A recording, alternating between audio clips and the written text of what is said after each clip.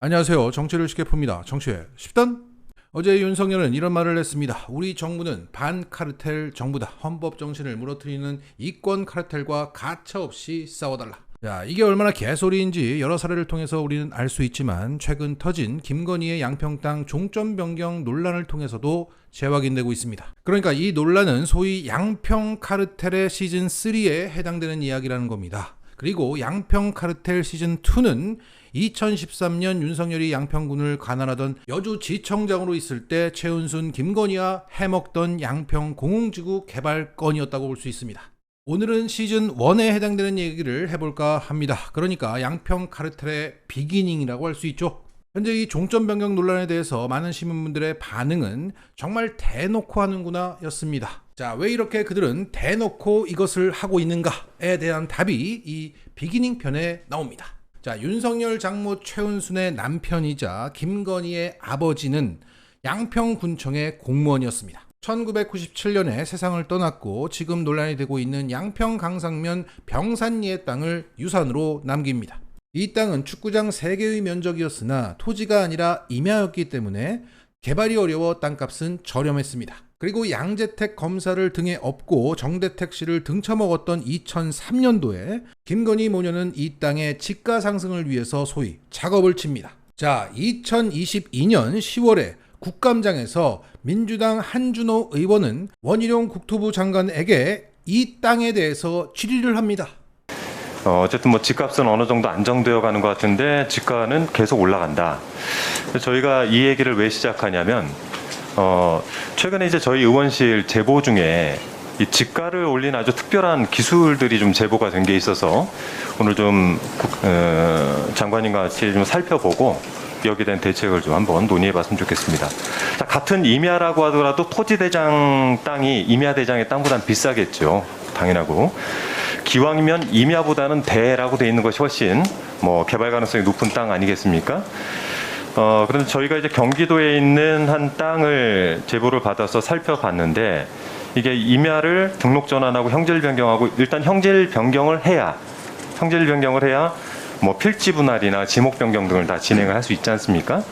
그래서 땅의 가치를 상승시킨 사례가 하나 있는데 이 땅의 사례는 어떤 거냐면 97년에 이제 아버지에게 가족들이 땅을 상속을 받았어요. 땅을 상속을 받았는데 당시에 임야대장상 임야라고 이렇게 찍혀 있습니다.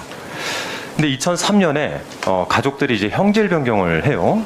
임야대장상으로 이제 토지대장으로 등록을 전환을 합니다. 그리고 나서 필지 분할을 해서 지목 변경을 해요. 이 땅들이 20년 정도 지나고 나니까 가격이 한 56배 정도 상승을 합니다. 어떠십니까? 이거 딱 내용만 딱 들으시면은. 네, 좀 이상한 점이 좀 느껴지나요? 아직까지 잘 모르시겠나요? 예.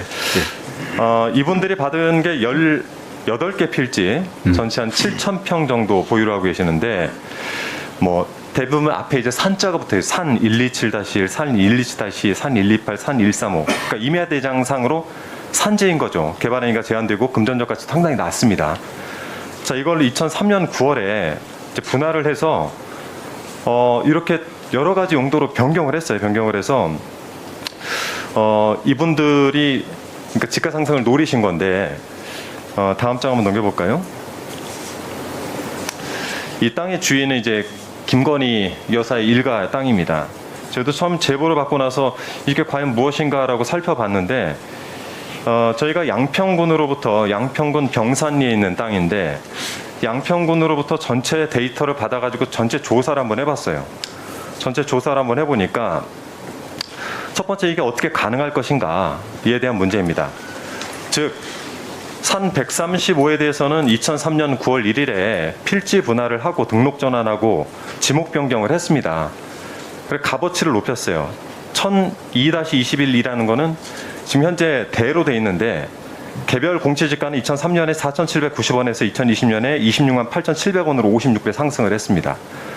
문제가 되는 거는 산 127-1과 산 127-2, 산 128 제가 하도 복잡해가지고 아예 지도를 그려봤습니다.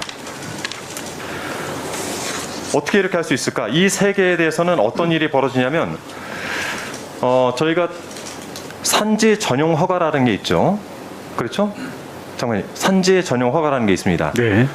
즉 필지 분할이나 지목 변경을 위해서는 형질 변경을 먼저 해야 되는데 형질 변경을 위해서는 산지 전용 허가를 받아야죠.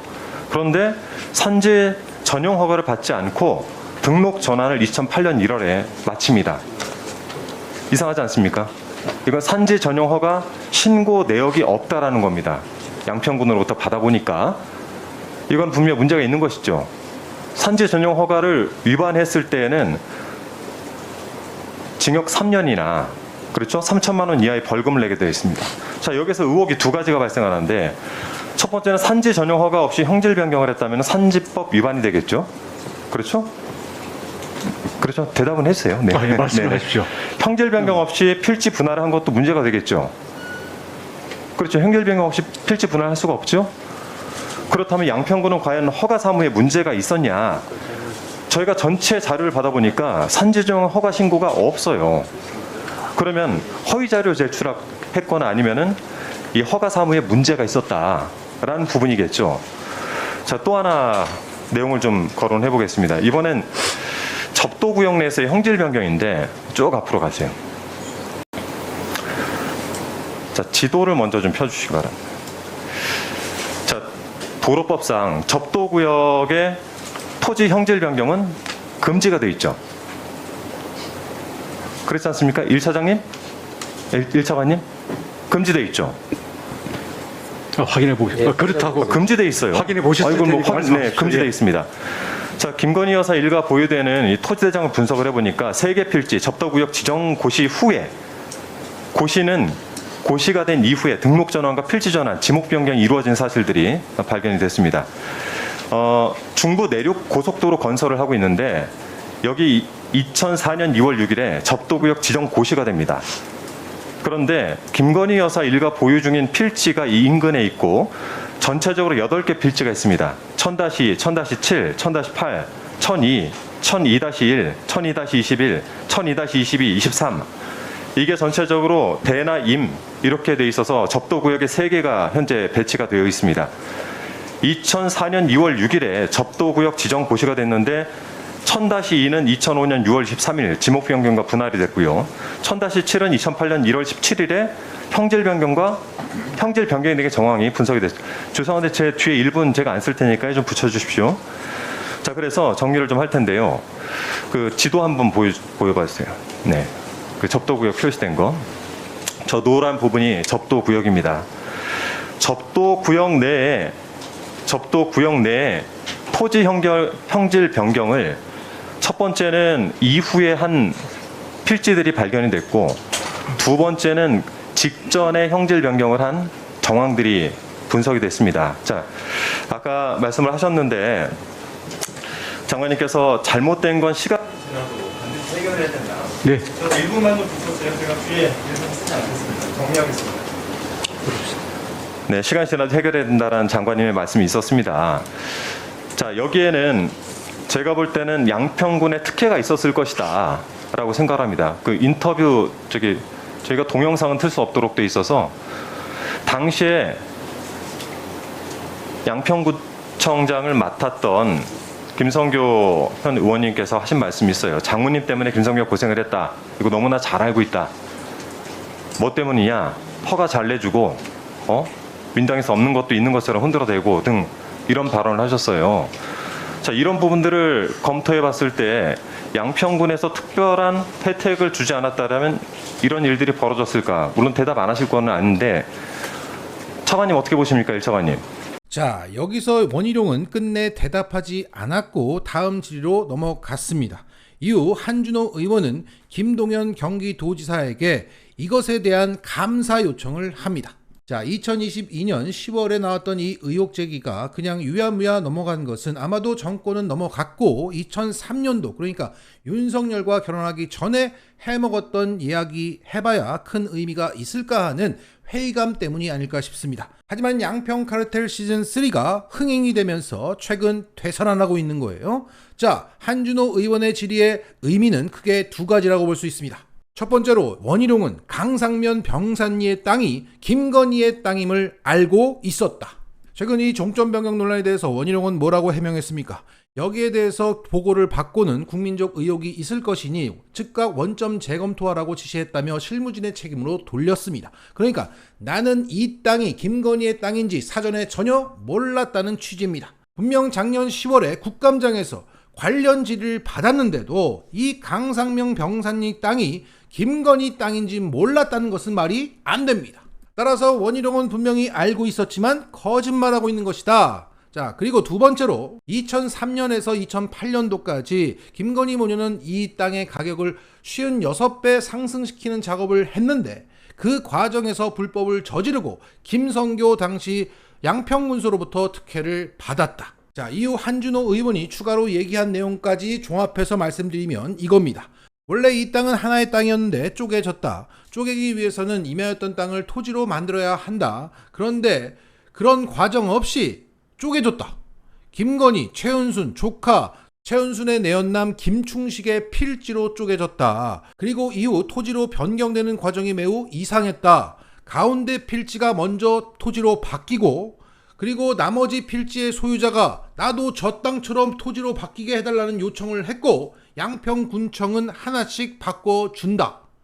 더욱이 이 땅은 고속도로가 지나가고 있어서 이러한 접도구역은 원래 토지로 변경이 안 되는데도 된 것이다. 그것을 다 받아준 양평군청의 수장은 김성교였다. 이러한 5년간의 불법적인 행위를 통해서 땅값은 56배나 뛴다. 자, 훗날 김선교는 최은순에게 허가를 잘 내줬다며 이런 공치사하는 발언을 공개적으로 했죠. 그리고 정권이 바뀌고 2022년 8월에 김성교는 월간 조선과의 인터뷰에서 이런 발언을 합니다. 윤 대통령의 장모 최 씨가 양평 사람인데 그 아버지가 지역에서 약국을 했다. 최 씨의 남편은 군청 공무원이었다. 점잖은 집안이었다. 처가를 둘러싼 일각의 의혹 제기는 가짜뉴스다. 이런 얘기가 많습니다. 김건희 여사의 친인척분들 중에 양평에 거주하는 분들도 계시고 이 가족들을 아시는 분들 사이에서는 평이 좋더군요.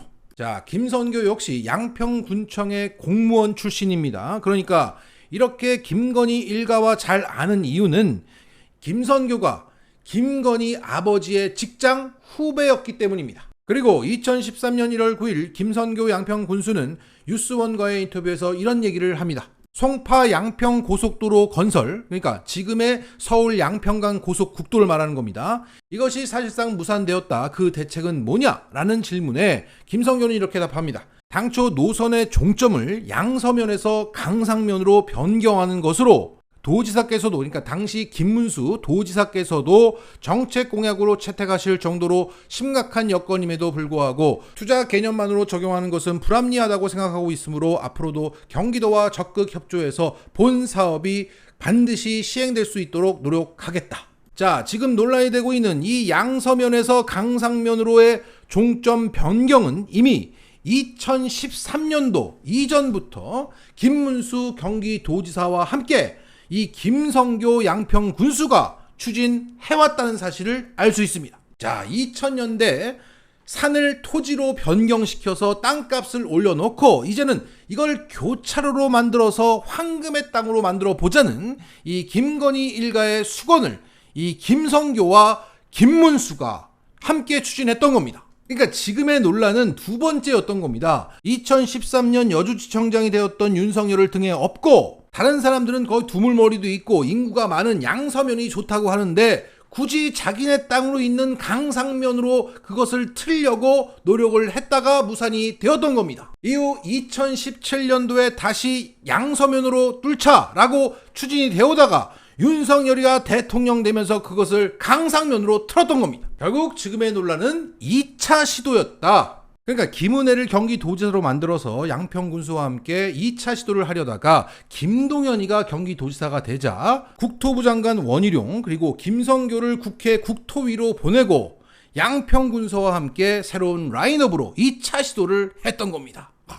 대단합니다. 자, 다시 2022년에 김성교의 월간조선 인터뷰를 보겠습니다. 윤석열 대통령과 가까운 편이었습니까? 라는 질문에 김성교는 이렇게 답을 합니다.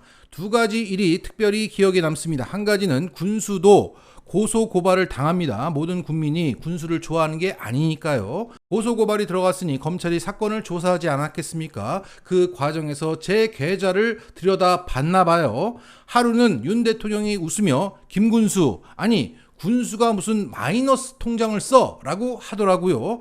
그래서 함께 웃었던 기억이 납니다. 같은 1960년생이라 말을 편하게 했죠. 윤 대통령도 사람이 좋아서 돈이 없었어요. 주변 사람들 잘 챙기다 보니까. 자, 그러니까 윤석열이 여주지청장으로 있으면서 사법적으로 뒤를 봐줬다는 얘기를 이렇게 했던 겁니다. 자, 정리하겠습니다.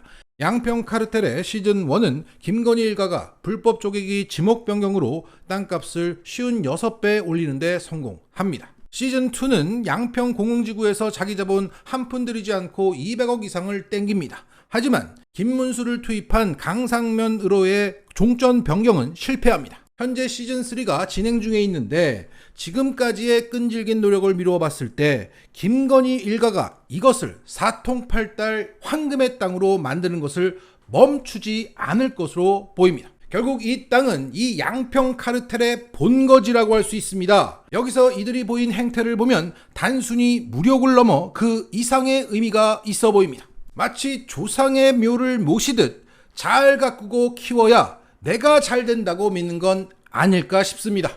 그래서 여기서 집회를 해보면 어떨까? 여기다 말뚝을 한번 박아보면 이 정권의 1인자가 어떻게 나올까 매우 궁금합니다. 마치겠습니다.